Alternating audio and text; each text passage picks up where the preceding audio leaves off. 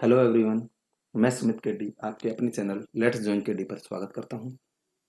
और आज NCERT class 8th science का एक नया सीरीज लेके आए हैं जो कि विभिन्न प्रतियोगी परीक्षाओं जैसे कि केवीएस, एनवीएस या टेट, एसएससी, रेलवे, हर एग्जाम के लिए ये वेरी इंपॉर्टेंट रहेगी। सिर्फ एनसीईआरटी से हम कंसिडर करेंगे। चलिए स्टार्ट करते हैं। Crop production and management lesson number 1 और हिंदी और इंग्लिश दोनों लैंग्वेज में होगा। चैप्टर 1 नंबर का नाम है क्रॉप प्रोडक्शन एंड मैनेजमेंट। इसमें हम वेरी जो इंपॉर्टेंट डेफिनेशन होगी उसको कवर करेंगे। तो यहाँ पे बता रखा है कि पहली और बुजो गई अपने अंकल के घर पे गई थी और वहाँ पे उन्होंने देखा khurpi, sickle, shovel, plough etcetera in the field. खेत में देखा उन्होंने, तो वो सोच रहे हैं कि I want to know where and how we use this tools, कहाँ यूज करते हैं। तो आप लोग भी इस चीज़ों को जान जाओगे जब ये चैप्टर कंप्लीट होगा तब तक। चलिए आगे चलते हैं। तो सबसे पहले हम बात करते हैं एग्रीकल्चर प्रैक्टिस की कि एग्रीकल्चरल प्रैक्टिस क्या है। तो सबसे पहले देखो ये लाइन में दिख रहा होगा आपको, टिल 10,000 बीसी की बात है। तब तक क्या होता था कि लोग फूड की सर्च में इधर उधर घूमते रहते थे। ठीक है भाई, फूड और शेल्टर की शरण में वो क्या लेते थे, they eat raw fruit, vegetable and starting hunting, शिकार करना स्टार्ट कर दिया और एनिमल फॉर फूड। धीरे धीरे दे कुड कल्टिवेटेड लैंड, उन्होंने कल्टिवेटेड लैंड ली, प्रोड्यूस करा rice, wheat and other food crops, और इसी प्रकार से एग्रीकल्चर का जन्म हुआ। तो सबसे पहला क्वेश्चन आता है कि क्रॉप है क्या चीज।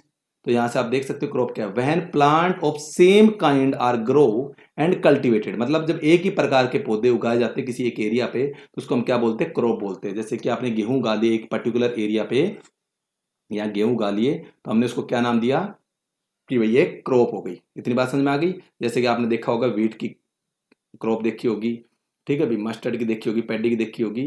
तो you already read the crop are of different type, जैसे कि सीरियल्स क्रॉप है, वेजिटेबल्स हैं, फ्रूट है, अलग अलग सबकी अलग अलग क्रॉप होती है। सीरियल्स में जैसे कि मक्का आ गई, गेहूं आ गई, ये हो गई। वेजिटेबल सब्जियां आप जानते ही हो, फ्रूट्स को उगाना, ठीक है भाई। अब इनको डिवाइड करा गया है सीजन के अकॉर्डिंग, सीजन के अकॉर्डिंग इनको डिवाइड किया गया है। They can be classified on the basis off season. चलिए आगे चलते हैं। तो सबसे पहले सीजन के अकॉर्डिंग बात करें तो सबसे पहले डिवाइड करा गया खरीफ क्रॉप में। खरीफ से मतलब आपको आता है खराब, याद करने की ट्रिक बता, खराब मौसम। क्या बोलेंगे, खराब मौसम। यानी कि कह सकते हैं कि जो फसल रेनी सीजन में उगाई जाती है, कब, रेनी सीजन में, तो उसको हम बोलेंगे खरीफ की क्रॉप। यानी कि अगर इसकी मंथ में बात करें तो जून जुलाई में, और सितंबर अक्टूबर में काट ली जाती है।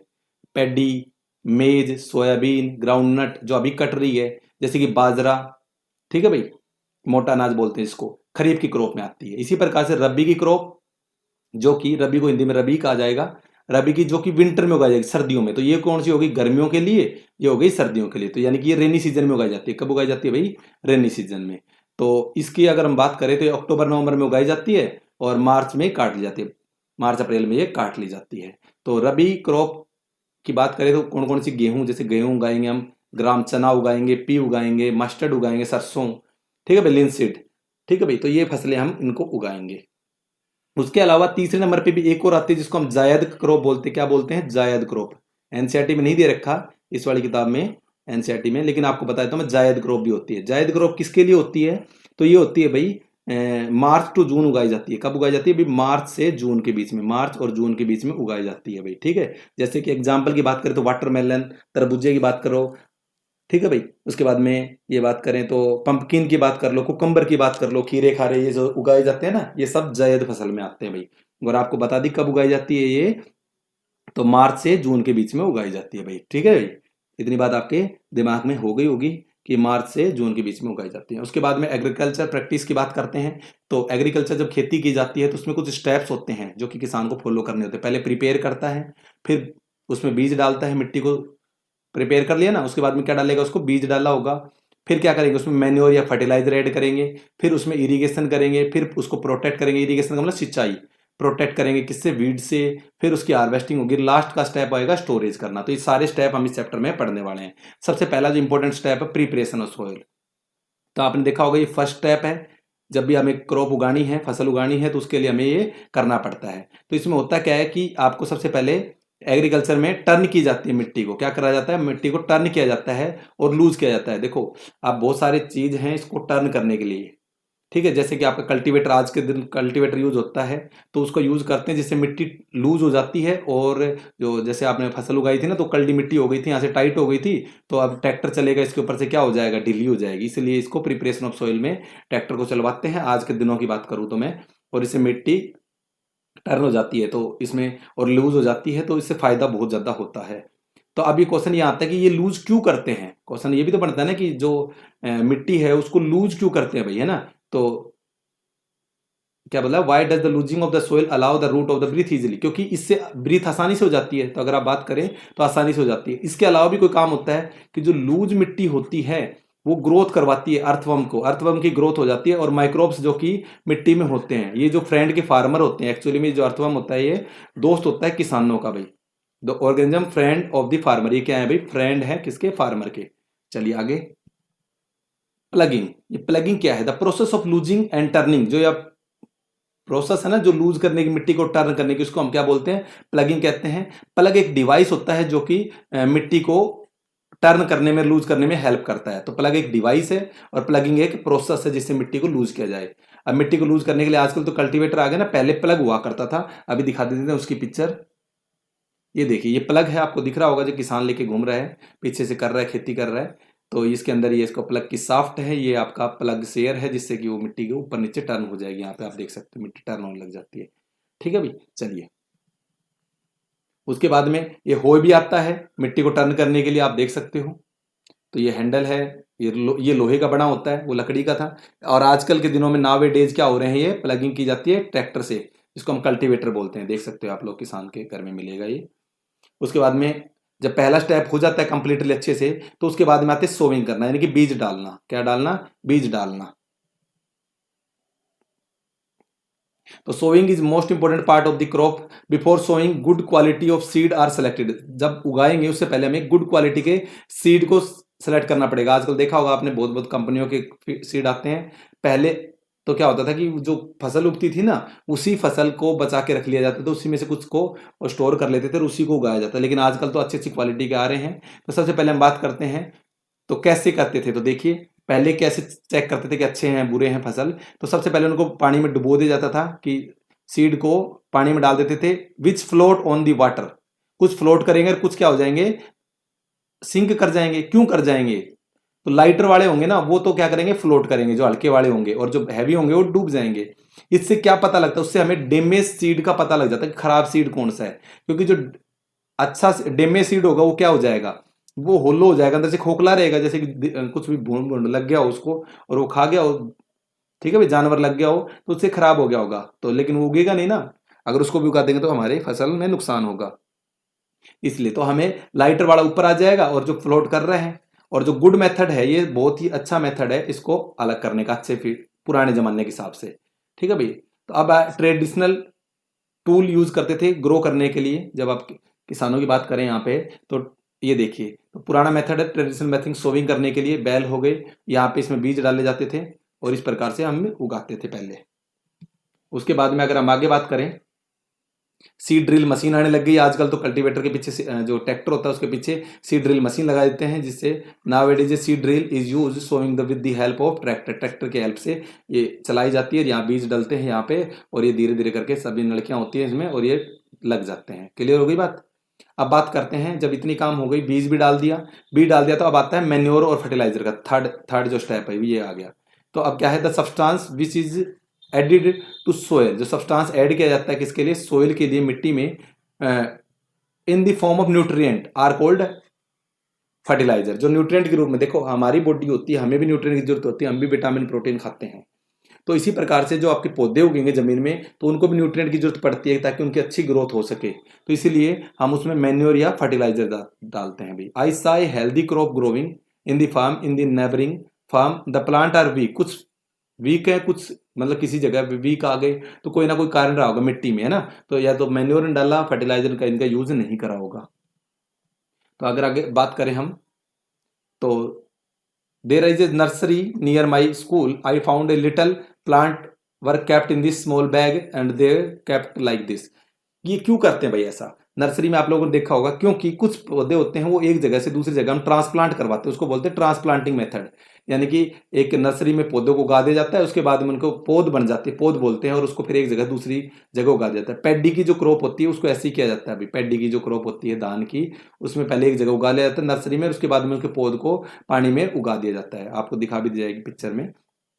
चलिए आगे चलते हैं। तो अब फर्टिलाइजर के बारे में बात कर लेते हैं थोड़ा सा, कि जो फर्टिलाइजर्स होते हैं वो केमिकल सब्सटेंस होते हैं which are rich in particular nutrient, जो कि पर्टिकुलर न्यूट्रिएंट में रिच होते हैं। सम एग्जांपल ऑफ फर्टिलाइजर क्या क्या है? यूरिया आप कह सकते हो, अमोनियम सल्फेट कह सकते हो, एनपीके, एनपीके यानी कि फुल फॉर्म है नाइट्रोजन, फॉस्फोरस और पोटेशियम। इसका यूज करते हैं। फर्टिलाइजर है जो कि लेबोरेटरी में तैयार होते हैं, केमिकल से तैयार होते हैं। इतनी बात समझ में आ गई? The use of fertiliser helped farmer to get better yield of crop, यानी कि अच्छी फसल होती है फर्टिलाइजर का यूज करने से। वीट, पैडी, मेज इनमें यूज करते हैं। बट एक्सेसिव यूज करने से क्या होगा? आपकी जमीन लेस फर्टाइल हो जाती है, अनुपजाऊ हो जाती है, इसलिए इसका ज्यादा यूज भी नहीं करना चाहिए। Fertiliser have also become a source of water pollution, इससे वाटर पोल्यूशन भी होता है, क्योंकि नॉन बायोडिग्रेडेबल में आते हैं, यानी कि गलते सड़ते नहीं है ना, इसलिए। Therefore in order to maintain the fertility of the soil we have to substitute fertiliser by organic manure, इसलिए हमें उसकी फर्टिलाइजर की जगह मैन्योर का यूज करेंगे, ऑर्गेनिक मैन्योर का यूज करेंगे, फिर ठीक है। इन the field uncultivated in between the crop, तो बीच में हम डाल देते हैं, जैसे एक खेती फसल उगाई फिर दूसरी फसल उगाएंगे, तो उसके बीच का 1-2 महीने का समय होता है, तो उसमें हम गोबर ये चीजें डाल देंगे, मैन्योर डाल देंगे। तो मैन्योर इंप्रूव करता है सोइल को, टेक्सचर को, as well as water retaining. तो मैन्योर ज्यादा बढ़िया होता है, वाटर की रिटेनिंग कैपेसिटी बढ़ा देता है, रिप्लेनिश कर देता है soil and all the nutrient भाई। ठीक है भाई। तो another method of replenish the soil है, वो क्या है भाई? क्रॉप को रोटेशन करवाना। तो एक मेथड और है जिससे कि अच्छी फसल आपकी हो जाए, तो वो क्या है? क्रॉप को बार बार रोटेट करके, तो उसको बोलते हैं क्रॉप रोटेशन मेथड। क्या बोलते हैं भाई? क्रॉप रोटेशन, यानी कि replenish the soil the nutrient through the crop rotation. इसमें क्या होता है? डिफरेंट क्रॉप को उगाना अल्टरनेटिवली, मतलब एक छोड़ के एक, कभी कौन सी फसल उगाई कभी कौन सी फसल उगाना है, बदल बदल के उगाना है। तो नॉर्थर्न इंडिया की बात करें तो यहाँ पे लेग्यूम प्लांट उगाया जाता है, क्योंकि लोग लेग्यूम प्लांट यानी कि लेग्यूमिनस प्लांट की बात करें तो उसके जो रूट नोड्यूल्स होते हैं, उसके अंदर जो रूट्स होते हैं उनके अंदर नोड्यूल होता है ना, nodules of the root of the leguminous plant. उसमें क्या होता है? एक राइजोबियम बैक्टीरिया पाया जाता है, जो कि एटमॉस्फेरिक नाइट्रोजन को किसमें बदल देता है? नाइट्रोजन कंपाउंड में बदल देता है। इसलिए कई लोग लेग्यूमिनस प्लांट भी उगाते हैं, जैसे कि हम बात करें चने की फसल उगा लो। अब बात करते हैं फर्टिलाइजर और मैन्योर में डिफरेंस क्या है। वेरी इंपॉर्टेंट चीज है कि फर्टिलाइजर इनऑर्गेनिक होता है, जबकि मैन्योर क्या होता है? ऑर्गेनिक होता है। ये डिकम्पोजिशन से मिलकर तैयार होता है, कैटल डंग, ह्यूमन वेस्ट और प्लांट रेजिड्यू, इनसे डिकम्पोज होने से मैन्योर तैयार होता है, खाद। Fertiliser prepare in the factory, ये फैक्ट्री में, जबकि ये फील्ड में तैयार होता है किसी एरिया पे। Fertiliser does not provide humus, ये ह्यूमस नहीं देता, जबकि आपको पता है ये ह्यूमस देता है, वाटर की रिटेंसिटी बढ़ाता है, वाटर होल्डिंग कैपेसिटी बढ़ाता है। फर्टिलाइजर वेरी रिच होते हैं इन द प्लांट न्यूट्रिएंट, इनमें ज्यादा क्वांटिटी में न्यूट्रिएंट मिलेंगे, जबकि इसमें कम क्वांटिटी में न्यूट्रिएंट मिलेंगे, लेकिन ये ज्यादा उपजाऊ है, इससे जमीन अच्छी रहेगी, बंजर नहीं होगी, इससे ज्यादा यूज करने से बंजर हो जाती है।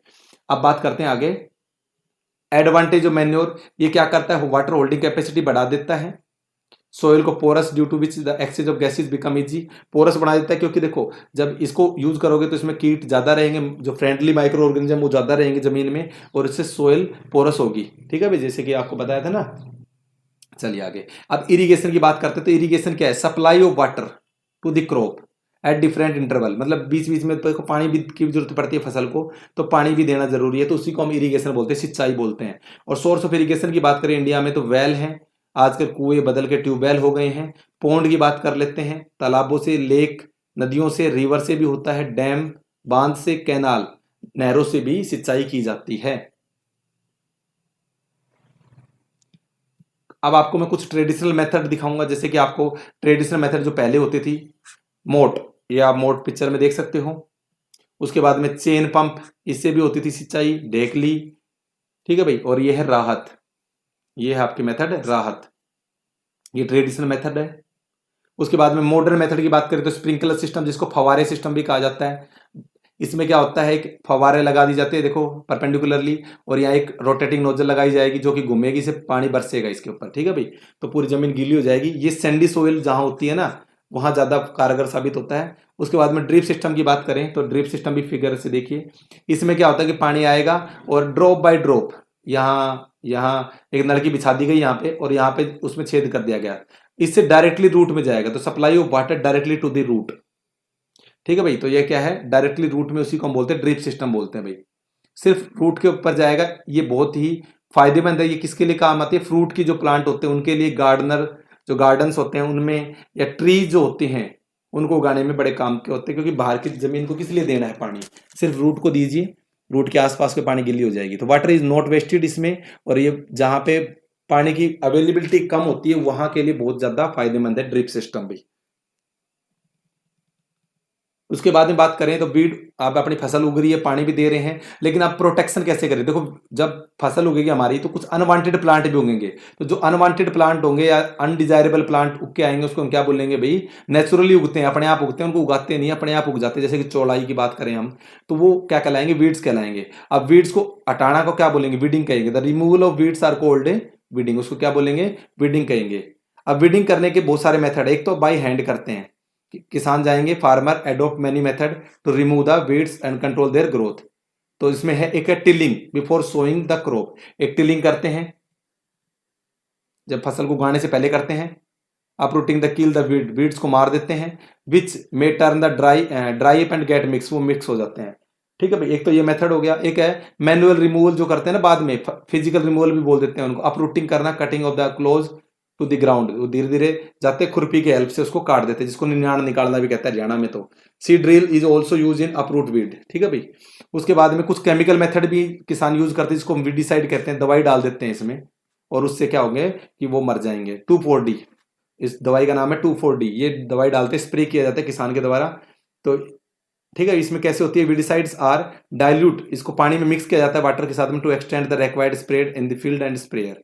ठीक है भाई, तो ये करते हैं। आगे देखिए, यहाँ आपको किसान दिख रहा होगा स्प्रे करता हुआ वीडिसाइड। तो क्या आपने सोचा है कि do weedicide have any effect on the person handling the weedicide sprayer, यानी कि क्या इसको इफेक्ट पड़ता है, तो बिल्कुल पड़ेगा। देखा होगा मास्क लगा रखा है, तो ऐसे मास्क लगाना पड़ता है, हाथ को कवर रखना पड़ेगा। ठीक है भाई, तो बड़ी प्रिकॉशंस बरतनी पड़ती है इसके लिए। तो आप लिखा होगा यहाँ पे दिखेंगे, वीडिसाइड स्प्रे ड्यूरिंग दी, और कब उगाए जाते हैं कि जब वो पौधे ग्रोथ होना शुरू होते हैं ना, उसी टाइम पे, क्योंकि before flowering and seed formation, इससे पहले ये करी जाती है। स्प्रेइंग ऑफ द वीडिसाइड्स में affect the health of the farmer, farmer के हेल्थ को भी नुकसान पहुंचा सकती है, इसीलिए उसको केमिकल को वेरी केयरफुल यूज करना पड़ता है। नोज को, माउथ को ढक के रखना पड़ता है क्लॉथ से। ठीक है भाई, चलिए अब ये सारा काम हो गया, फसल पक के तैयार हो गई। अब करेंगे हार्वेस्टिंग, यानी कि काटना। तो हार्वेस्टिंग का मतलब होता है कटिंग ऑफ द क्रॉप, जो क्रॉप उगी है, पक गई, उसको काटेंगे तो उसको हार्वेस्टिंग। तो कई जगह जो छोटे किसान होते हैं वो सिकल का यूज करते हैं। इसके अलावा हार्वेस्ट करने के लिए आजकल मशीन आ गई। देखो पंजाब में बहुत ज्यादा मशीन मिलेगी थ्रेसिंग करने के लिए। अब फसल कट गई तो क्या होता है, एक त्योहार भी आते हैं किसानों के लिए, त्योहार है जो फेस्टिवल बोला जाता है, हार्वेस्ट फेस्टिवल। वो कौन कौन से, पोंगल याद करना है, पोंगल, बैसाखी, होली, दिवाली, नवन्या और बिहू, ये कुछ फसल से रिलेटेड आपके क्या है, आपके त्योहार है, फेस्टिवल है, हार्वेस्ट सीजन बोल में ये होते हैं, इसलिए इनको हार्वेस्ट फेस्टिवल भी कहा गया। ठीक है भाई। तो जब किसान की जो फसल कट जाती है तो बड़ी खुशी में त्योहार मनाते हैं, जैसे कि पोंगल हो गया, बैसाखी होगी, होली होगी, दिवाली, नवन्या और बिहू, ये है। अब जब फसल कट चुकी है तो अब इनको स्टोर भी करना पड़ेगा भाई, फसल काट ली तो इसको स्टोर करना पड़ेगा। तो स्टोरेज पे चलते हैं। स्टोरेज के लिए हमें क्या करना पड़ेगा भाई, बहुत सारे इंपॉर्टेंट टास्क है। तो जो फ्रेश क्रॉप होती है वो आपको पता है मॉइस्चर होती है, गीली होती है, तो सबसे पहले उसको स्टोर किया जाता है विदाउट ड्राइंग। तो पहले तो उसको स्टोर किया जाएगा without drying, they might spoiled और अटैक्ड बाय द ऑर्गेनिज्म। तो क्या है, losing and their germination capacity, तो ये खत्म हो जाती है, इसलिए उनको सुखाया भी जाता है भाई। As before storing them grain are properly dried. ठीक है भाई, सुखाया जाता है, उनको मॉइस्चर फ्री कर दिया जाता है ताकि उनके इंसेक्ट पेस्ट ना लगे, बैक्टीरिया फंगी ना लगे भाई। ठीक है। उसके अलावा ये देखो सिलोज का निर्माण होता है। इसके अलावा सिलोज तैयार किए जाते हैं। सिलोज आपको देख रहे होंगे, सिलोज हैं, बोरे में भर के रखा जाता है, गोडाउन के अंदर ज्यादा होते हैं। तो किसान खुद के लिए भी करते हैं। अगर खुद के लिए हम स्टोर करने होते तो ड्राई नीम की पत्तियां डाली जाती हैं उसके अंदर, फूड ग्रेन्स के अंदर, होम में। और बाकी तो हम सिलोज में वहाँ पे केमिकल का ट्रीटमेंट भी किया जाता है, केमिकल ट्रीटमेंट भी किया जाता है ताकि हमें पेस्ट और माइक्रो ऑर्गेनिज्म से बचा जा सके। तो आपको ये बात समझ में आ गई। एक नया लास्ट टॉपिक है एनिमल हस्बेंड्री।